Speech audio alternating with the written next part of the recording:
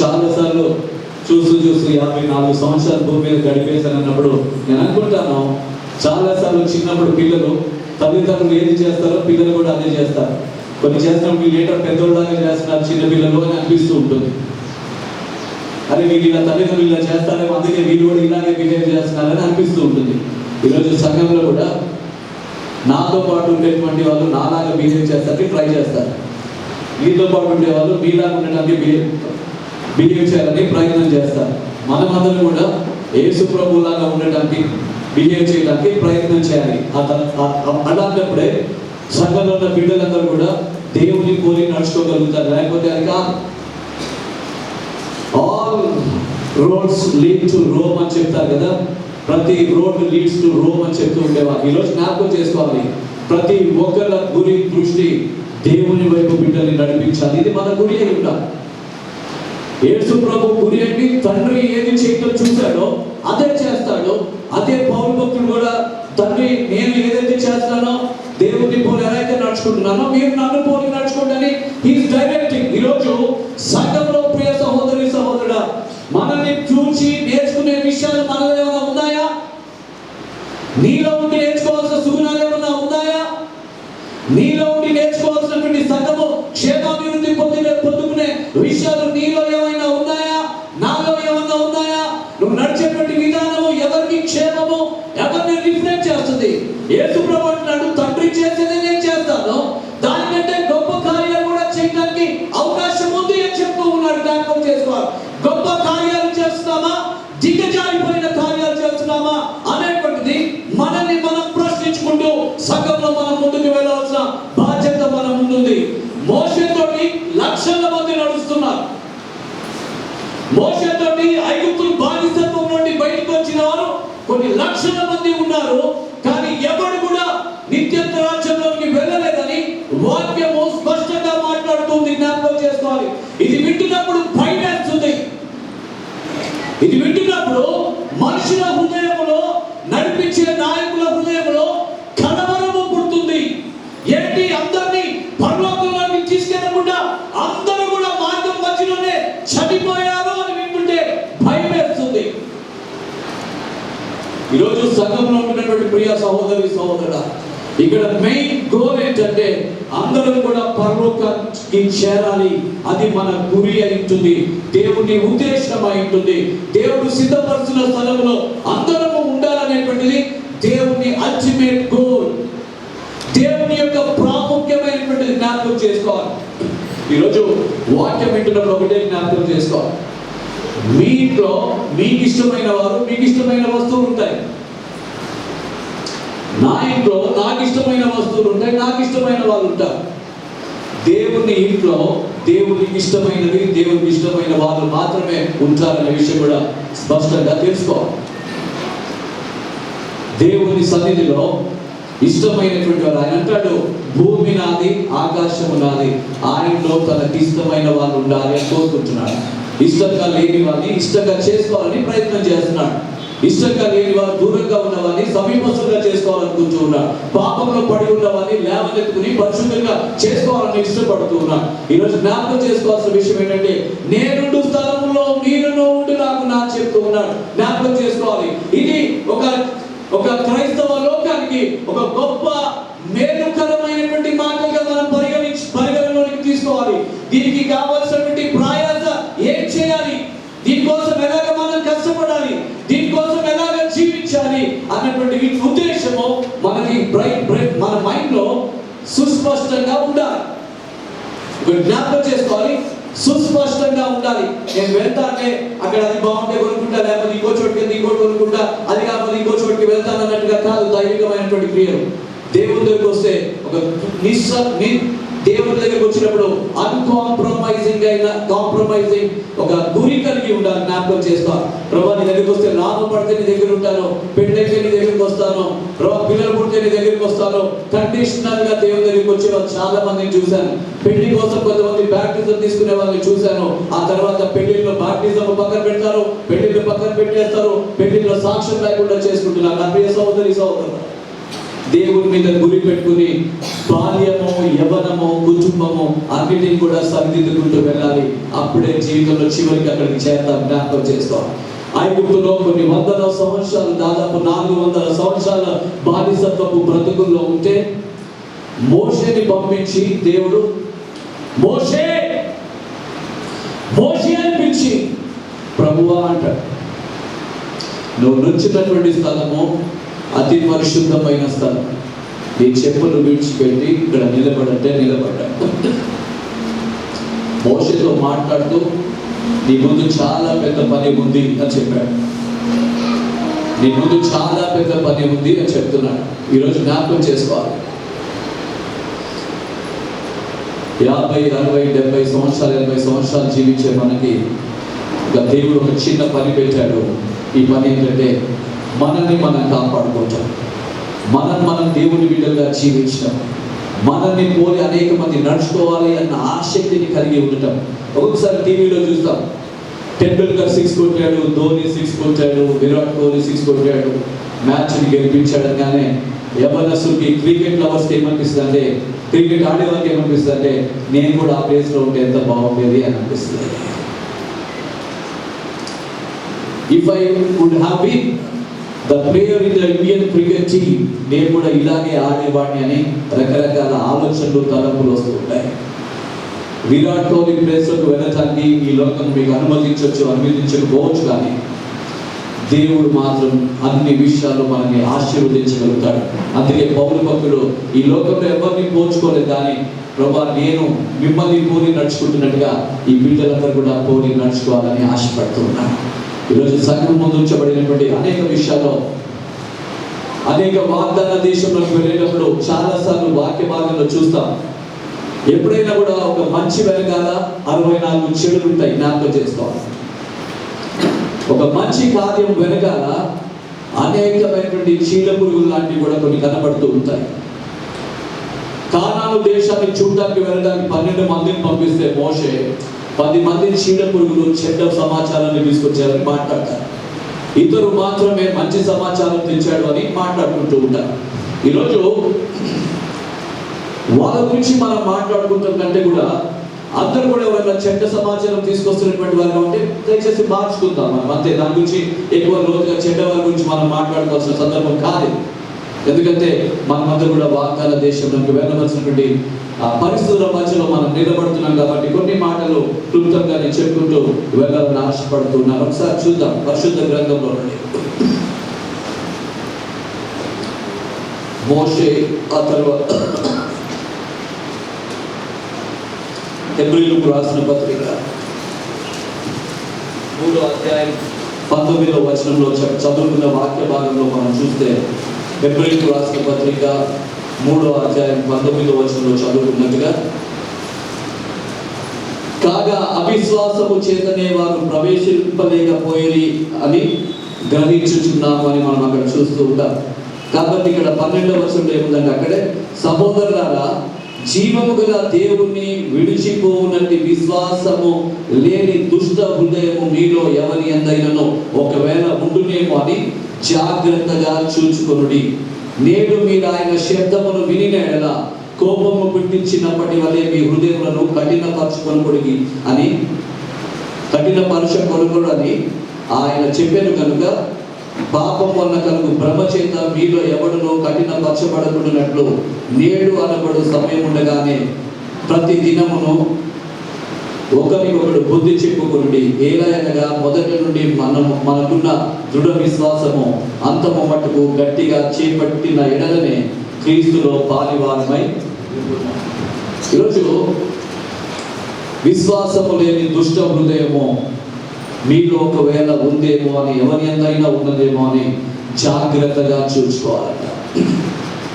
చిన్నప్పుడు భోజనం చేస్తూ ఉన్నప్పుడు 10, 15, 20 years బ్యాక్ సడన్ గా తినేటప్పుడు ధర్మను ఒక రాయి పళ్ళకి మధ్యలో పడేది. ఇది ఇలాగే ఉండేది కాదు, చాలాసార్లు కంటిన్యూ అవుతూ వచ్చేది. ఎందుకంటే ఆ రోజుల్లో రాళ్ళు కలిపేవాళ్ళు కావాలని మనకు తెలియదు, కానీ రాళ్ళు వచ్చి అడ్డం పడుతూ ఉండేవి. మమ్మీ వాళ్ళు ఎంత కష్టపడినా కొన్నిసార్లు చాలా కలిపేసేవాళ్ళు. ఆ రోజుల్లో వైట్గా కనపడవు కూడా, కాబట్టి వచ్చాయి.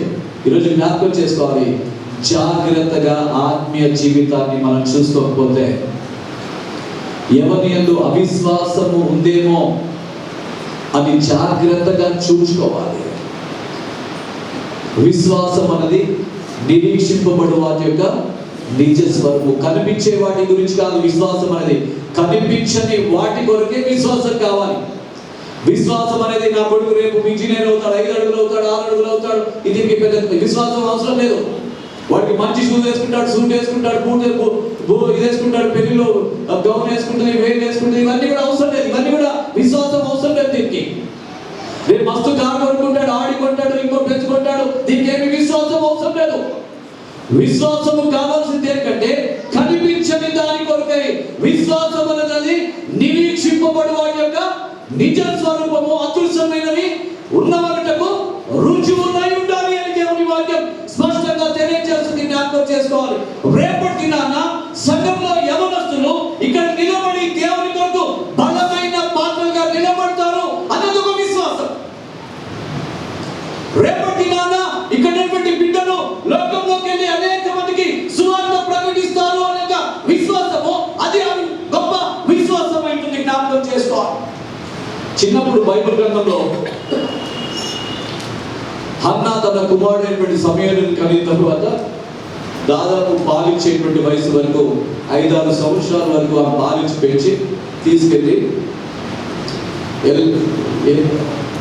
ఏలి దగ్గర వదిలేసింది అని మన మందిరంలో చూస్తాం.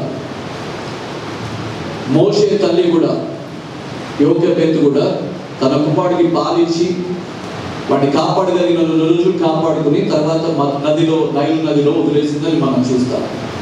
దానియేలు కూడా యవ్వనములో 12 సంవత్సరాలు పెరిగిన తర్వాత బబిలోనియన్స్ వచ్చి ఆక్రమించినప్పుడు ఆయనను తీసుకుని వెళ్ళిపోయినట్టుగా, ఐగుప్తులకు అక్కడ తీసుకెళ్ళిపోయినట్టుగా బబులోనికి మనం చూస్తూ ఉంటాం. 12 సంవత్సరాల వయసు ఆయన తీసుకువెళ్ళినప్పుడు. మోషే 6 సంవత్సరాల వయసు, ఇక్కడ మన సమూయేలు 6 సంవత్సరాల వయసు. ఇలాగ మనం చూసుకుంటూ వెళ్తే చిన్నప్పుడు వీళ్ళ జీవితంలో విత్తబడినటువంటి వాక్యం.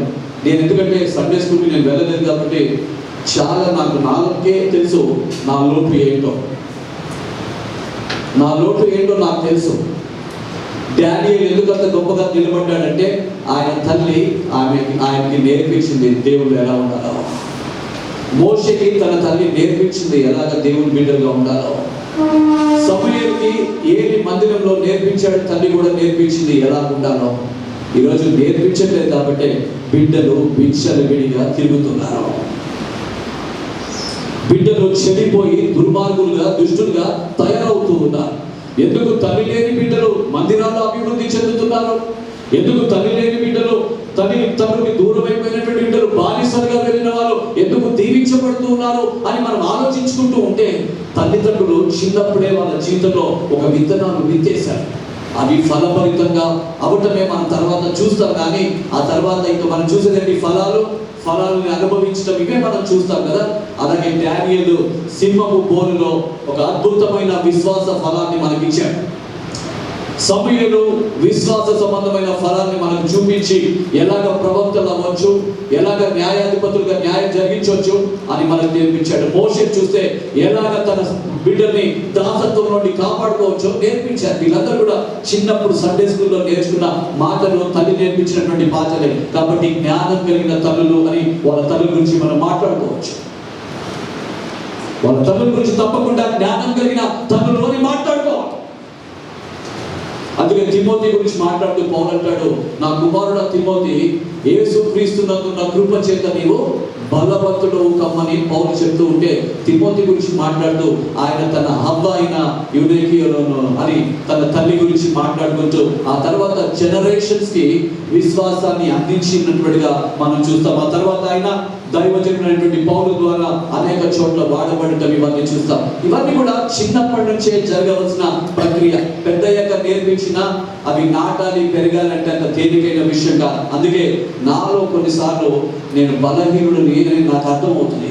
కానీ సండే స్కూల్ బిడ్డలకు నేను నేర్పించేది ఏంటంటే, George W bush junior Sunday school పిల్లలు జ్ఞాపకం చేసుకోవాలి. ఆయన ప్రెసిడెంట్ ఆఫ్ అమెరికా అవుతాడని దేవుడు ముందుగానే నిర్ణయించాడు. అందుకే ఆయన ప్రెసిడెంట్ అయ్యాడు. డానియేలు ఒక రోజు ప్రధానమంత్రి అవుతాడు అన్నాడు, దేవుడు నిర్ణయించాడు, అందుకే అయ్యాడు. సమూయేలు ఒక ప్రవక్త అవుతాడన్నాడు, ప్రవక్త చేశాడు దేవుడు.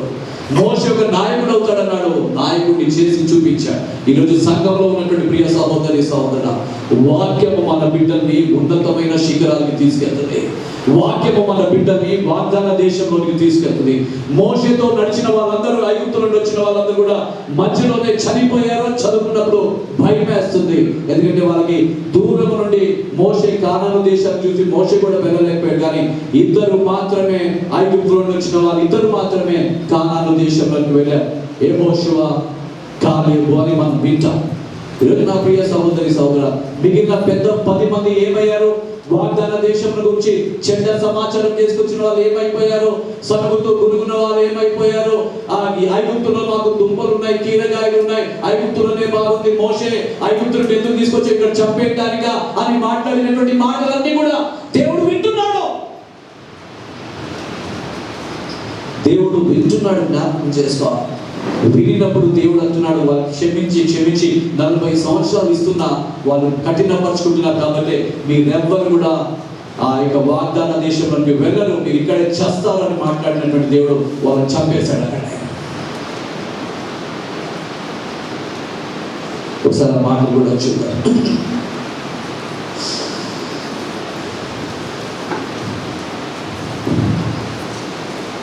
సంఖ్యాకాండము 14వ అధ్యాయం.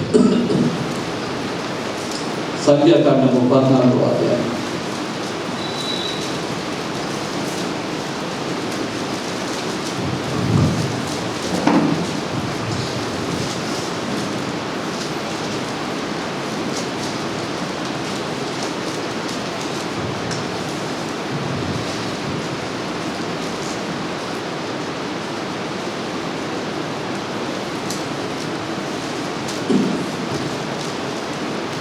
అధ్యాయం 36 వచనం 37, 38. ఆ దేశములో సంచరించి చూచుటకై మోషే చేత పంపబడి తిరిగి వచ్చి ఆ దేశమును గురించి చెడ్డ సమాచారము చెప్పుట వలన సర్వ సమాజము అతని మీద సనుగునట్లు చేసిన మనుషులు, అనగా ఆ దేశమును గురించి చెడ్డ సమాచారము చెప్పిన మనుషులు యెహోవా సన్నిధిని తెగులు చేత చనిపోయేది. అయితే ఆ దేశమును సంచరించి చూచిన మనుషులలో నూను కుమారుడగు యెహోషువయు, యెఫున్నె కుమారుడగు కాలేబును బ్రతికిరి. మోషే ఇశ్రాయేలు అందరితో ఆ మాటలు చెప్పగా ఆ జనులు చాలా దుఃఖించిరి అని మనం చూస్తున్నాం. ఏడ్చారు చాలా మంది. సడన్ గా ఇక్కడ అమెరికా నుండి, బయట దేశాల నుండి ఇక్కడికి ఎవరైనా వచ్చినప్పుడు సడన్ గా పలానా శ్యామ్ అన్నయ్య చనిపోయాడు లేడు అని చెప్తే కొంత ఏడుస్తారు న్యాచురల్గా. లేకపోతే సంఘంలో పలానా ప్రియులు చనిపోయారంటే ఏడుస్తారు. ఈరోజు మోషే వాళ్ళందరూ కూడా వాళ్ళు అనవసరంగా చెడ్డ సమాచారం చెప్పి చనిపోయారు అందరూ అన్నప్పుడు ఏడుస్తున్నారు.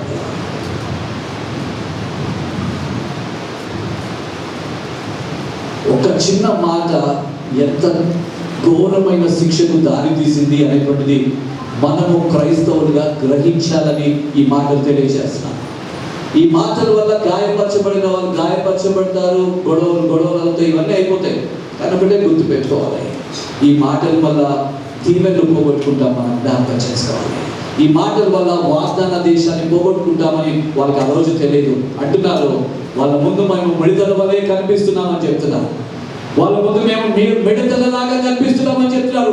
కాలేబు యెహోషువ అంటున్నారు, మనకి తప్పకుండా ఈ దేశాన్ని ఇస్తారు అని చెప్తే వీళ్ళందరూ కలిసి మిగిలిన వాళ్ళందరూ కూడా లేదు లేదు వాళ్ళు ఆచారభావం లాగున్నారు, వాళ్ళ ముందు మనము ఆ మిడతలా కనబడుతున్నాం, వాళ్ళని మనం జయించలేము. ఆత్మీయ స్థితిలో ఎదగని బిడ్డలు ఇచ్చే సమాచారము అది సంఘానికి క్షేమాభివృద్ధి కాదు, కుటుంబాలకి క్షేమాభివృద్ధి కాదు, నీతో పాటు ఉండేటువంటి సంఘస్థులకి క్షేమాభివృద్ధి కాదు. క్షేమకరమైనటువంటిది, క్షేమాభివృద్ధిని కలుగ చేసేటువంటి దీవెనకరమైన ఆశీర్వచనములు మాట్లాడాల్సినటువంటి బిడ్డగా ఉండవలసినటువంటి వారమై ఉంటున్నాం. మనం జ్ఞాపకం చేసుకోవాలి. దేవుడు నేను మిమ్మల్ని వాగ్దాన దేశంలోకి తీసుకెళ్ళబోతున్నాను, పాలు తేనెలు ప్రవహించు దేశంలోకి తీసుకెళ్ళబోతున్నాను అని దేవుడు చెప్పి యెహోషువను కాలేబును మోషే పంపించినప్పుడు అనేక గొప్ప కార్యాలు చేసుకుంటూ వెళ్తుంటే అమెరికాతో యుద్ధం జరుగుతూ ఉంటే అమాలేకీయులతో పోరాడి గెలుస్తూ ఉన్నప్పుడు యెహోషువ చేతులెత్తి ప్రార్థన చేస్తున్నప్పుడు మోషే చేతులెత్తి ప్రార్థన చేస్తుంటే అక్కడ మనం చూస్తూ ఉంటే అహరోను హూరు అనేటువంటి వాళ్ళు చేతులు పట్టుకుని సపోర్ట్ చేస్తూ ఉంటే ఇశ్రాయేలు ప్రజలు గెలుస్తూ వచ్చారంట. గెలవడానికి కలిగిన కారణం మోషే ప్రార్థన. మోషేకి సపోర్ట్ గా ఉన్న ఇద్దరు ఇశ్రాయేలు జయానికి కారణమయ్యారు. ఇది ఊరికే యెహోషువ వెళ్ళి కత్తి తిప్పేస్తుంటే గెలిచిపోయడం కాదు. ఈ ప్రార్థన, ఇద్దరు సహకారము, యెహోషువ తోటి దేవుడు ఉండటం, వీళ్ళందరితోటి దేవుడు ఉన్నారు. వాళ్ళు అక్కడ జయాన్ని పొందుకుంటూ వచ్చారు. అందుకే వాళ్ళు వాగ్దాన దేశంలోకి వెళ్ళటానికి కాలేబు యెహోషువను దేవుడు ప్రత్యేకంగా ఏర్పాటు చేసుకున్నాడు. ఈరోజు జ్ఞాపకం చేసుకోవాలి. 95వ కీర్తనలో చివరి మాట ఏముంటుందంటే 95వ కీర్తనలో నిన్న కూడా యవనస్తులకి నేను చెప్తూ ఉన్నప్పుడు ఈ మాట నేను ప్రస్తావన తీసుకొచ్చాను. కీర్తనలు 95వ అధ్యాయం 10-11 వచనంలో 40 ఏళ్ల కాలము ఆ తరము వారి వలన నేను విసిగి వారి హృదయమున తప్పిపోవు ప్రజలు వారు నా మార్గములో తెలుసుకొనలేదని అనుకుంటుని, కావున నేను కోపించి వీరెన్నడూ నా విశ్రాంతిలో ప్రవేశింపకూడదని ప్రమాణము చేసి తిని.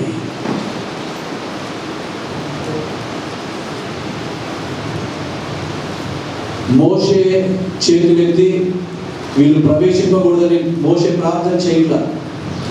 యెహోషువ కాలేబు కూడా ప్రార్థన చేయలేదు. ఎవరు కూడా ప్రార్థన చేయరు. వీళ్ళు నరకానికి వెళ్ళాలని ప్రార్థన ఎవరు చేయరు. కానీ ఒకటే గుర్తుపెట్టుకోవాలి, నరకము నిత్యత్వము ఈ రెండింటి డెస్టినీ డిసైడ్ చేసేవాడు దేవుడే. జ్ఞాపకం చేసుకోవాలి. The decider where we enter the destiny అనేటువంటిది దేవుడే నిర్ణయిస్తాడు. దేవుడే మన యొక్క గమ్యాన్ని నిర్దేశిస్తాడు, నిర్ణయం తీసుకుంటాడు. జ్ఞాపకం చేసుకోవాలి. నీవు ఈ లోకంలో ఎక్కడ ఉండాలి, ఎక్కడ ఉండకూడదు అనే నిర్ణయం తీసుకుంటున్నట్టుగా నువ్వు కనపడుతున్నావేమో, నువ్వేం చేయాలో చేయకూడదని నిర్ణయం తీసుకుంటున్నట్టుగా కనపడుతున్నావేమో, కానీ అల్టిమేట్ గా నిత్యత్వంలోకి తీసుకెళ్లాలంటే దేవుడు మాత్రమే ఆ కార్యము చేయగలుగుతాడు. 10 మంది చెడు సమాచారాన్ని బట్టి మనుషుల హృదయంలో కలవరము పుట్టిందంట. సంఘం ఎంత డిస్టర్బ్ అవుతుందంటే ఒకసారి కలవరపడితే, కుటుంబాలు అరుచుకుంటే, భార్య భర్తల మధ్యలో ఎంత డిస్టర్బెన్స్ వస్తుంది. పిల్లలము తల్లిదండ్రులు అందరూ కూర్చుకుని అరుచుకుంటూ ఉంటే ఎంత అసహ్యంగా ఉంటుంది. అందరం చూసి మనం అది చేద్దామంటే ఇంకోటి చేద్దాం, మేలు చేద్దాం అన్నది కాకుండా రకరకాలుగా మాట్లాడుకుంటూ ఉంటే ఎలా ఉంటుంది. దీనివల్ల వచ్చేటువంటి ఏంటి, అల్టిమేట్ గా మెజారిటీ విన్స్, మైనారిటీ లూజెస్. కానీ దైవికమైనటువంటి దాంట్లో majority loses, minority will be the winners. గుర్తుపెట్టుకోవాలి. 10 people 10 మంది చెడు సమాచారం తెచ్చాడు. వాళ్ళు ప్రమాణం చేయబడిన వాగ్దాన దేశంలోకి వెళ్ళలేకపోయారు. వాళ్ళ మాటలు కలవరం తెచ్చినాయి. మోషే కలవరపరిచే మాటలు తీసుకురాలా, యెహోషువ కాలేబు కలవరపరిచే మాటలు తీసుకురాలేదు. కానీ వారిని దేవుడు వాగ్దాన దేశంలో తీసుకెళ్ళాడు. ఎవరు చెప్పారు దేవుడికి? ఈ 10 మంది చెడు సమాచారం తెచ్చారు. వీరు చేసి పాపము విరుద్ధమైనవని ఎవరు చెప్పారు దేవుడికి? నేను చేస్తుంది తప్పు అని దేవుడికి ఎవరు చెప్పాలి?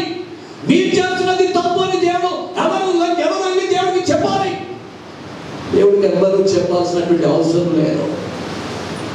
God knows what is right, what is wrong.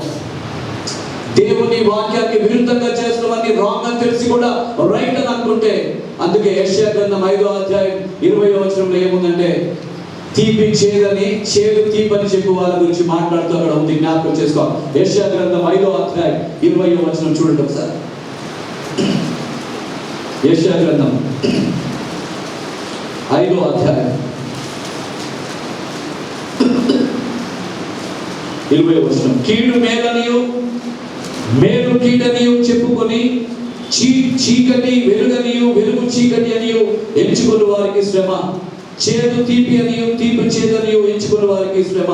తమ దృష్టికి తాము జ్ఞానులమని, తమ ఎన్నికలో తాము బుద్ధిమంతులమని తలంచుకుని వారికి శ్రమ.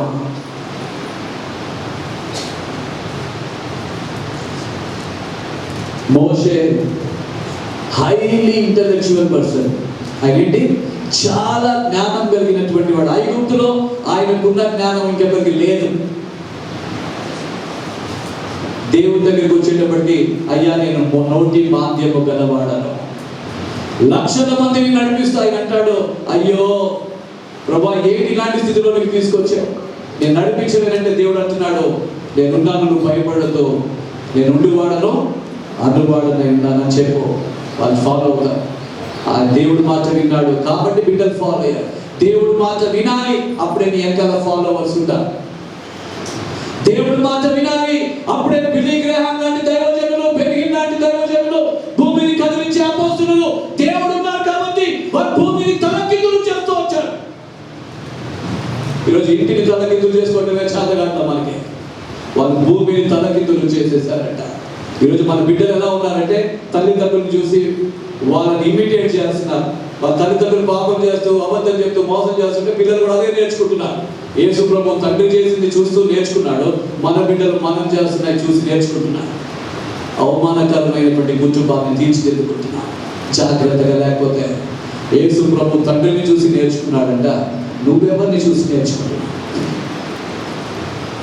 బైబిల్ గ్రంథంలో ఉంటుంది, చాలాసార్లు మా డాడీ మా మమ్మీయే మమ్మల్ని మాకు ఇలా అయిపోతానికి కలిగిన కారణం అని చాలాసార్లు చాలా మంది చెప్పడం నేను వింటూ వచ్చాను.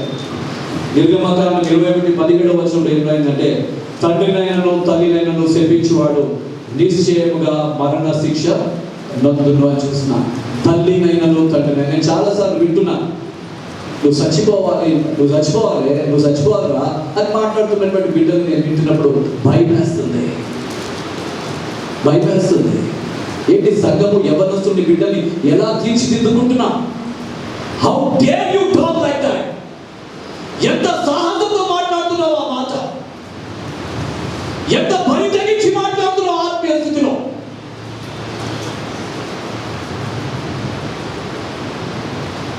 జాగ్రత్త ఉండాలి. దీర్ఘాయుష్మంతులుగా ఉండవలసినటువంటి బ్రతుకుల్ని అర్ధాయుష్లాగా చేసుకోవాలి. There is life in the God's words. దేవుని వాక్యంలో జీవం ఉంది.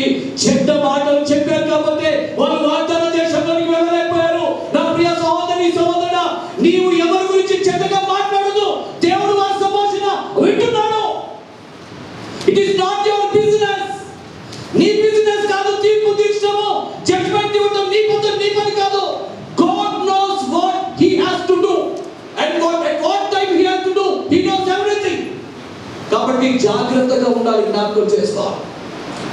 భార్య భర్తల నుంచి సంతోషంగా ఉండండి, శరీరం ఒక్కడిగా ఉండడం మంచిది కాదని భార్యకి ఇస్తూ ఉంటే కొడుతూ తిట్టుకుంటూ అరుచుకుంటూ ఉండి కుటుంబాన్ని పాటు చేసుకుంటూ ఉంటే దేనికోసం బ్రతుకుతున్నామా? ఏంటి కుటుంబ వ్యవస్థను ఎటు తీసుకెళ్తున్నాం? సంఘంలో మనం కుటుంబాన్ని వేరు చేసి ఏం చేద్దాం అనుకుంటున్నాం? మనం కుటుంబంలో భార్య భర్తలు కొట్టుకుని మీరు ఏం చేద్దాము, ఏం ఎగ్జాంపుల్ చర్చలో ఇద్దామని అనుకుంటున్నారు? మీరు బైబిల్ పట్టుకుని ఎందుకు వస్తున్నారు సంఘంలోకి? మార్పు లేకుండా ఎంతకాలం ఇలాగే ఉంటారు? ఇక జీవితాలు ఇలాగే ఉంటారా? వాగ్దాన దేశంలోకి వెళ్ళాలని అసలు ఆశ ఉందా లేదా అనేటువంటి విషయాన్ని ఒక ప్రశ్న మనం వేసుకోవాలి.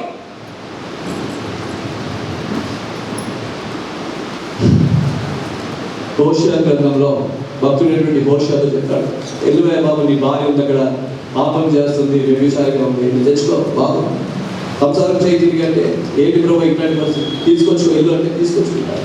మళ్ళీ తీసుకొచ్చుకుంటాడు. ఏంటి దీనికంటే దేవుడు చెప్పిన దానికంటే కూడా సంఘంలో ఉన్నటువంటి వాళ్ళు దేవుని మాటలు కాదని జీవించి కుటుంబాన్ని దూరం పెట్టుకుని బ్రతుకుదామనే స్థితిలో ఉండగలిగిన సాహసం చేస్తున్నారు దేవుని మాటలు విరుద్ధంగా. ముగ్గురులకి ఎవరు కూడా ఎదురు తన్నొద్దు, జ్ఞాపకం చేసుకోవాలి. రాయికి ఎదురుగా తన్నినా, దున్నేటువంటి నాగలికి వెళ్ళి ముగ్గురుకి ఎదురు తన్నినా దెబ్బ తగిలేది మనకే. వాక్యంకి విరుద్ధంగా బ్రతకడానికి ప్రయత్నం చేయొద్దు.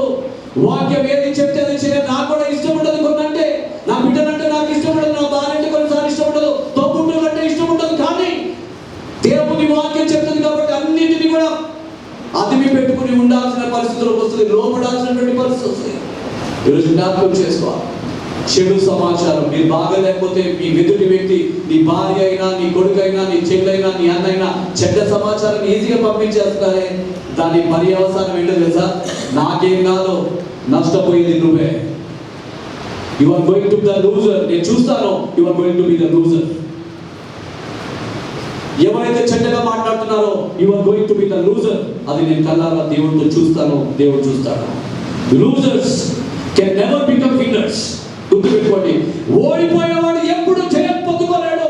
దేవుడు ఉంటే తప్ప, లేకపోతే జయం రాదు. సంఘంలో విన్నర్స్ సిద్ధపరచుకోవాలి, మనం జ్ఞాపకం చేసుకోవాలి. కుటుంబంలో విన్నర్స్ చేసుకోవాలి. కుటుంబంలో భార్య భర్తలు విన్నర్స్ గా, మంచి తల్లిగా, మంచి తండ్రిగా. జ్ఞానవంతురాలు ఇల్లు కట్టుకోవాలి. జ్ఞానవంతురాలు వారి పిల్లల నడతలను బాగుగా ఎరుగుతుందంట. జ్ఞానవంతురాలు తన ఇల్లు ఏ టైంలో వచ్చినా తన సమృద్ధి అయిన ఆహారం పెట్టుకుంటుందంట. జ్ఞానవంతురాలు చూసినప్పుడు ఆయన పెరిమిటి గొప్ప స్థలంలో కూర్చోబెట్టడం చూస్తాం. ఈరోజు ఎట్లా పడితే అట్లా బ్రతికి వాక్యము పంచుకుంటూ దేవుని బిడ్డలు దేవుని పని చేస్తున్నాం అని అనుకుంటూ భ్రమపడితే నేనైనా సరి చేసుకోవాలి, మీరైనా కూడా సరి చేసుకోవాలి, జ్ఞాపకం చేసుకోవాలి.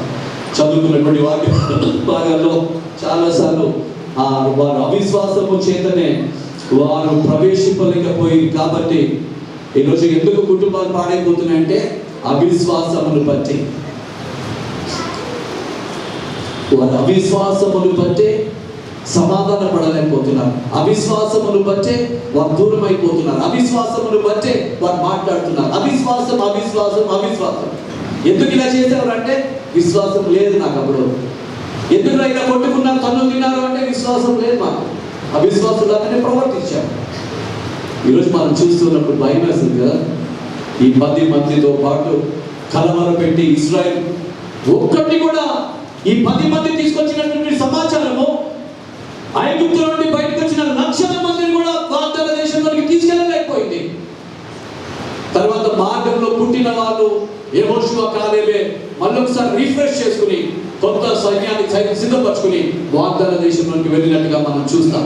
ఈరోజు ఎవరన్నా ఇంకా సంఘంలో ఒకవేళ కలవర పడుతూ ఉంటే, చెడు సమాచారాన్ని బట్టి ఒకవేళ వాగ్దాన దేశంలోకి వెళ్ళడానికి మేము ఆపివేయబడుతున్నామన్న ఒక భావన మీలో ఒకవేళ ఉంటే అవి దేవుని అడుగుతాం, ప్రభా నాకు వాగ్దాన దేశంలోకి వెళ్ళాలని ఉంది. నేను అనవసరంగా రకరకాలుగా మాట్లాడుకున్నానేమో నాకు తెలియట్లేదు. ఆ రోజు రైట్గా అనిపించింది, కానీ 40 years తర్వాత అనిపించింది మేము మాట్లాడింది తప్పు అని. 40 years is not a small thing. గుర్తుపెట్టుకోండి. త్వరగా తెలుసుకోవటమే దేవుని బిడ్డలుగా మనకు తెలియాలి. మనం తొందరగా తెలుసుకోవాలి what is right, what is wrong. ప్రతి దానికి సమయం ఉంది. నువ్వేం దిద్దుతున్నావో అదే పంటకు వస్తున్నావు. ఈరోజు చాలా మంది బిడ్డలు చాలాసార్లు కుటుంబాలు పాడైపోయినట్టుగా కనబడతారు. ఎందుకు కనబడతారు మనం చూస్తే, చెట్టు పాడైపోయింది, చెట్టు నుండి వచ్చే కాయలు కూడా పాడైపోయే వస్తాయి. ఓ బ్యూటిఫుల్గా ఫ్రూట్స్ ఏం రావు. ఏదో కలర్ కనకండి, ఏదో నేను ఎట్లా ఉన్నా నా బిడ్డలు మస్తు వస్తారని కలర్ కనకండి. చెట్టు ఎలా ఉంటే పండ్లు అలాగే వస్తాయి. చేదు చెట్టులోంచి, పనికి మాలిన చెట్టులోంచి పనికి మాలిన ఫలాలే వస్తాయి. మంచి చెట్టులోంచి మంచి ఫలాలే వస్తాయి. ఇది ఎవరు మార్చలేడు. ఇది ఒక సూత్రం కాదు. It is a fact. It is a fact. It can never change. ఈరోజు మన బిడ్డలు రాబోయే దినాల్లో మంచి ఫలాలు ఫలించాలని సంఘంగా మనం ప్రయాసపడుతున్నప్పుడు every teacher should be a good plant. Every teacher should plant good seed into the children's life. పిల్లల జీవితాల్లోకి మంచి విత్తనాలు విత్తాలి. ఎందుకు చాలా మంది మొన్న మాట్లాడుకున్న యవనస్తుల తర్వాత కూడా చాలా మంది రావట్లేదని మనం చూస్తే నేను అనుకుంటా బాధపడుతున్నారు పిల్లలు. ఇంకా they have bitterness in their heart. వాళ్ళలో ఏదో చేదు అనుభవాలు ఉన్నాయి, వాళ్ళు బాధపడే సన్నివేశాలు ఉన్నాయి. అది కలిగించింది మనమే. సంఘంలో చాలా మంది రాకుండా ఉండడానికి కలిగించిన వాతావరణం, కలిగించిన పరిస్థితులన్నీ మనమే. We are responsible to that. ఈరోజు గుర్తుపెట్టుకోవాలి, ప్రతి దానికి లెక్కలు చెప్తూ ఉన్నప్పుడు ఏమి లెక్కలు చెప్తారు, ఇది అకౌంట్స్ చూపించేటువంటి statement, balance in the sheet కాదు. గుర్తుపెట్టుకోవాలి, ఇంత డబ్బు వచ్చింది, ఇంత ఖర్చు పెట్టమని చూపించడం కాదు. ఇంతమంది బిడ్డల జీవితాలు పాడైపోయి రాంగ్ సీడ్ సో చేశారని దేవుడు అడిగితే ఏం చెప్తాము? What you have sown into the life of the children in the church. యవనస్తుల జీవితంలో ఏం విత్తారు మీరు ఇక్కడ సంఘానికి నడిపించినప్పుడు? తల్లిదండ్రులు వచ్చి రేపటి దినాన మా పిల్లల జీవితాన్ని ఏం చేశారు మందిరంకి తీసుకొని పంపిస్తే అని అడిగితే ఏం చెప్తాం? ఏం చెప్పగలుగుతాం మనం? ఒకసారి మనల్ని మనం పరిశీలన చేసుకోవాలి. ఎప్పుడైతే దేవుని వాక్యాన్ని వింటూ ఉంటామో దేవుడు మన జీవితాన్ని చక్కగా బాగు చేయగలుగుతాడు. వాగ్దాన దేశంలోకి వెళ్ళాలి. వాగ్దాన దేశంలోకి వెళ్ళాలంటే దేవుని వాగ్దానాలు అన్నీ ఎరిగి ఉండాలి. అన్ని అవును ఆమేన్ అన్నట్టుగా వాగ్దానం చేసిన వాడు నమ్మదగిన వాడు. జ్ఞాపకం చేసుకోవాలి. ముందు వాగ్దానం చేసిన వాడు నమ్మదగిన వాడు. కాలేబు యెహోషువ అంటున్నారు, అది పాలు తేనెలు ప్రవహించు దేశము. అక్కడ ద్రాక్ష గెలను తీసుకొస్తూ చూపిస్తూ అంటున్నారు, ఇది ఎంత ఫర్టైల్ ల్యాండ్. కానీ మిగిలిన వాళ్ళు అంటున్నారు, ఇది పనికి మాలిన ప్రదేశము. జైంట్స్ ఉన్నారు, మిడతగా కనబడుతున్నాం మనం అని చెప్తూ ఉన్నారు. నేను అంటాను, ఈ మందిరము కట్టిన దాని వెనకాల ఉన్న ప్రయాసపడినటువంటి దైవజనుల యొక్క ఉద్దేశము అందరూ కానాను దేశానికి వెళ్ళాలి. నాట్ ఏ సింగిల్ వర్డ్ గాయపరిచేది కాదు మమ్మల్ని. అందుకే మేము గాయపరచకుండా పడిన నిలబడటానికి కలిగిన కారణం ఏంటంటే వాళ్ళు నేర్పించారు గాయాల్లో కూడా ఎలా ఉండాలో, గాయపరచబడినా ఎలాగ ముందుకు వెళ్ళాలో నేర్పించారు. మా జ్ఞాపకం చేస్తాం. ఒకసారి మా మాస్టర్ అంకుల్ అక్కడ ఉన్నప్పుడు ఒక ఫ్యామిలీ మెంబర్స్ వచ్చి, నువ్వు నా భార్య పేరు ఎందుకు తీసుకెళ్తున్నా, తాగుబోతు అప్పుడులో. ఇప్పుడు మారాడు, కానీ ఆ రోజు మాట్లాడుతున్నాడు, ఎవరు ఏం గొడవ చేసుకుంటూ కొట్లాడుకు వచ్చాడు. ఈరోజు మారాడు. కుటుంబం అంతా దేవుల్లో ఉంది. జ్ఞాపకం చేసుకోవాలి. మా దైవజనులు మాకు నేర్పించింది అదే.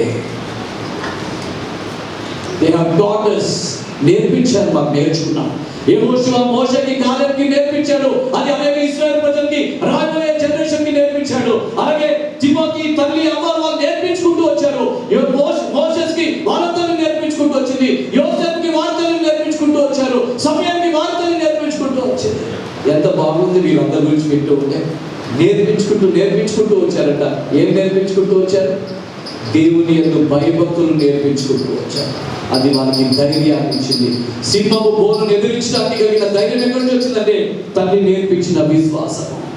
ఎందుకు మందిరానికి వెళ్ళాలని ఎందుకు తాపత్రయపడతాం? నేర్పించారు మాకు, దాంట్లో దీవెన ఉందని. ఎందుకు మన బిడ్డలు రావట్లేకపోతున్నారు? నేర్పించలేదు వారు దేవుని దీవెనలు మందిరానికి వెళ్తే ఉంటాయని. అందుకే రావట్లేదు. ఇంకేముంటే నాకు రీజన్. ఎందుకు డ్యూటీకి వెళ్తున్నాం? జీతం వస్తుందని డ్యూటీకి వెళ్తున్నాం. డ్యూటీకి వెళ్ళకపోతే ఏమవుతుంది? అడుగు తింటాం.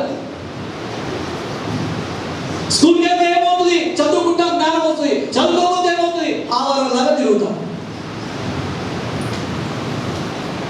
It is directly related. గుర్తుపెట్టుకోవాలి.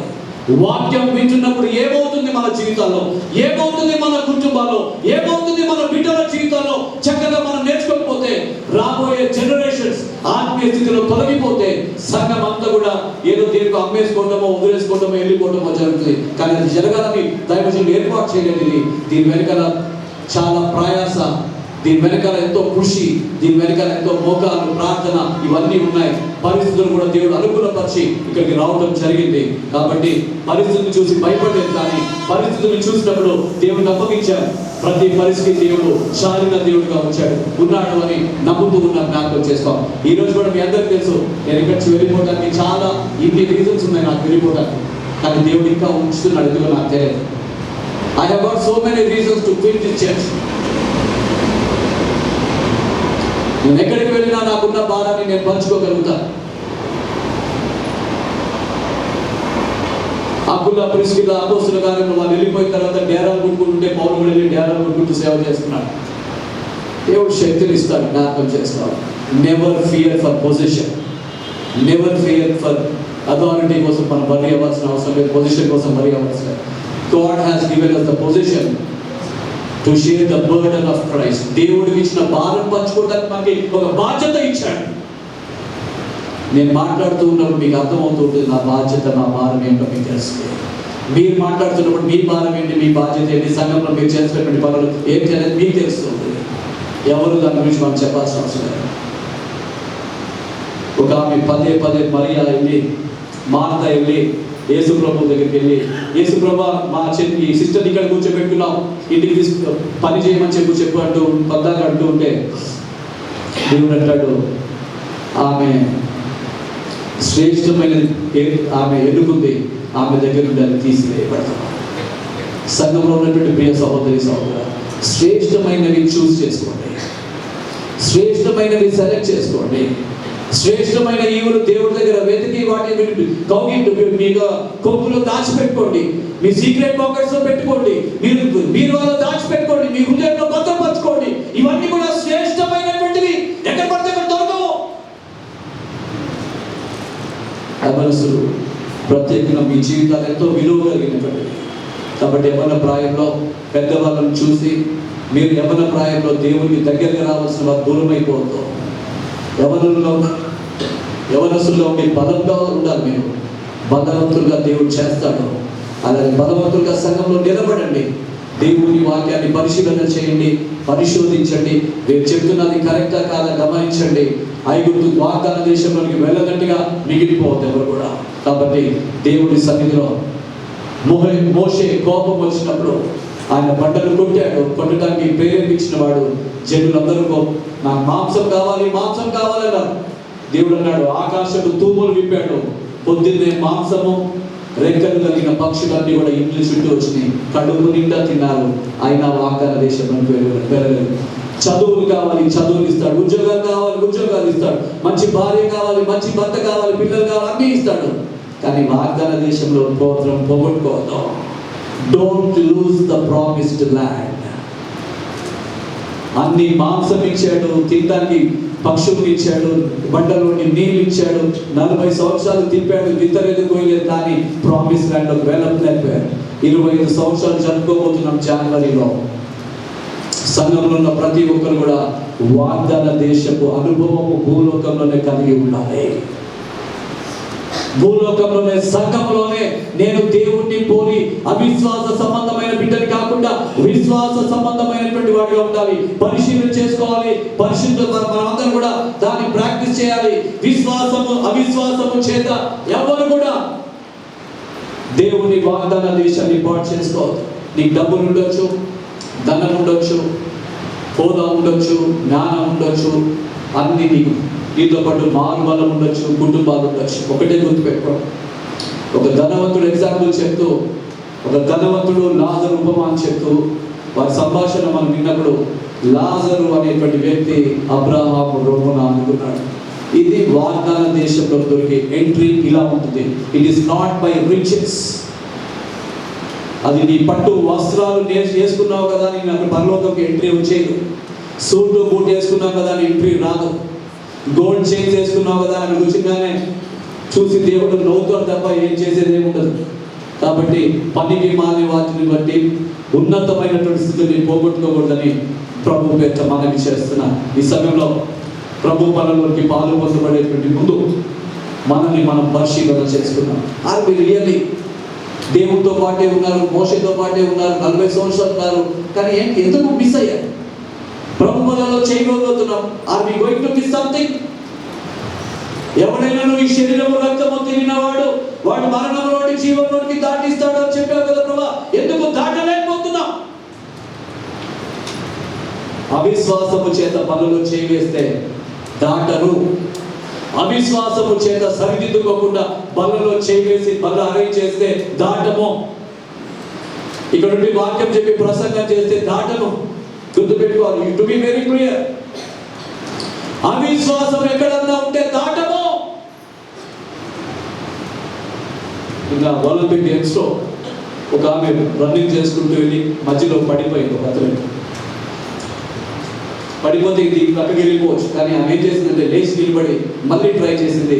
She is one of the medal winners. Gold medal ఏదో నాకు తెలియదు, కానీ she's also a medal winner. ఎంత గొప్పగా ప్రయాసపడుకోవచ్చు ఆ బిడ్డ. నా ప్రియ సోదరి, పడిపోతాను లెగుస్తాను ఇవన్నీ జరుగుతుంటాయి, కానీ పరుగు పందెంలో బహుమానము పొందుకున్నట్టుగా పరిగెత్తండి. దేవుడి ఎదుట విలువైనటువంటి భక్తి జీవితాన్ని ప్రదర్శించండి, జీవించండి. దానికి అనుకూలంగా సంఘాన్ని తీర్చిదిద్దండి.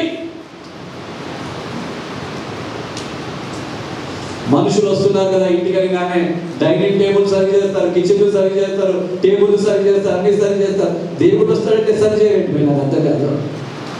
What is the reason? ఇంటికి వస్తే ఎవడో చుట్టం వస్తుంటే టేబుల్ క్లీన్ చేస్తారు, అన్ని దులిపేస్తారు, అన్ని దులుపుకుంటారు. యేసు ప్రభు బ్రతుకులోకి వస్తా అంటే ఏం దులుపుకోరా?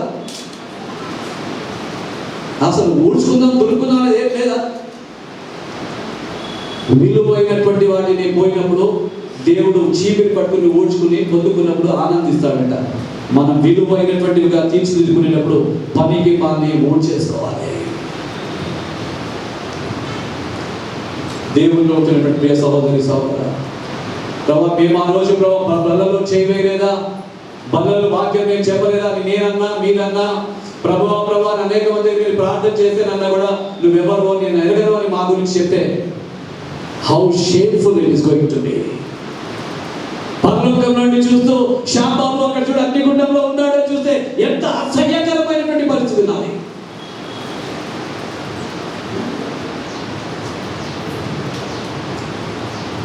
కాబట్టి నా శరీరము తిని నా రక్తము త్రాగువాడిని అంత్య దినాన్ని నేను లేత చెప్పాడు. లేవటానికి సిద్ధపడండి, దేవుడి దగ్గరికి రండి, ఆయన మీ దగ్గరికి వస్తాడు. అవిశ్వాసం ఎక్కడన్నా ఉంటే తీసేయండి. నా కుటుంబం ఎలా ఉంటుందని భయపడద్దు. కుటుంబాన్ని ఎలాగా క్యాల్కులేషన్స్ ఉన్నాయి. దేవుడు has got all calculations with him. ఆదాముకి హవ్వను ఎలాగా రెడీ చేయాలో ఆయనకు తెలుసు. అందుకే ఆయనకి గాఢ నిద్ర కలగ చేశాడంట, పక్కటెముకలు తీశాడంట, హవ్వను సిద్ధపరిచాడంట. హవ్వ ముందు తీసుకొచ్చి ఆదాము ముందు పెడితే ఆయన అంటున్నాడు, నా ఎముకలలో ఎముక, నా మాంసంలో మాంసము అంటున్నాడు ఆయన. కాబట్టి నారి అని అర్థం చెప్తూ ఆయన పెళ్ళైపోయిన తర్వాత తన తల్లిని తన తండ్రిని విడిచిపెట్టి నేను హత్తుకుంటుందని చెప్తూ ఉంటే, ఈరోజు మనం అంతా కూడా క్యాల్కులేషన్స్ మనం వేసి, నా భార్య నా ఇంట్లో ఉండాలి, నా కోడలు ఇంట్లో ఉండాలి, నా కూతురు ఇలా ఉండాలి, నా అల్లుడు ఇలా ఉండాలి, మీరు మీ క్యాల్కులేషన్స్ ప్రకారం జరిగించాలంటే దేవుడు క్యాల్కులేషన్స్ ఎట్టాలండి? Where are your calculations in the sight of the God? మీ క్యాల్కులేషన్స్ ఎప్పుడైనా వేస్తే కుటుంబాలు పతనం అయిపోవడమే. క్యాల్కులేషన్స్ కుటుంబాల్లో దేవుడి క్యాల్కులేషన్స్ ఏ ఉండాలి. Not your calculations, not your estimations, not your plans. Plans of the house is by God. గుర్తుపెట్టుకోవాలి. జాగ్రత్తగా కుటుంబాన్ని కట్టుకోలేకపోతే చాలా విపరీతమైనటువంటి వాక్య భాగాలు ఉన్నాయి. మనం ధ్యానించే సమయం కాదు ఇది. కాబట్టి కొత్తగా పెళ్ళవబోతున్నటువంటి సన్ని కూడా రేపటి దినాన సంతోషంగా ఆశీర్వాదకరంగా ఉండాలి అంటే దేవుని వాక్యమే ఆధారం చేసుకోవాలి. ఆయన ఒంటరిగా ఉండటం మంచిది కాదని, he should have some enjoyment in his life. ఆయనకి సాగేటువంటి సహాయము కావాలి అని దేవుడు గుర్తించాడు. భూమి మీద లేని దాన్ని సృష్టించి ఆయనకి ఇచ్చాడు. ఈరోజు మన జీవితంలో కూడా ఏదైతే లేకపోతే దేవుడు సృష్టించి నీకు ఇవ్వగలుగుతాడు. దాని కొరకు సిద్ధపడండి, ప్రార్థన చేస్తున్నాం. పరిశుద్ధులైన తండ్రి నీకు వందనాలు చెల్లిస్తున్నాను. ఈ ఉదయకాల సమయంలో అవిశ్వాసమును బట్టి ప్రభా మేము మీకు దూరం అయిపోకుండా మీరు మాకు సహాయం చేయండి.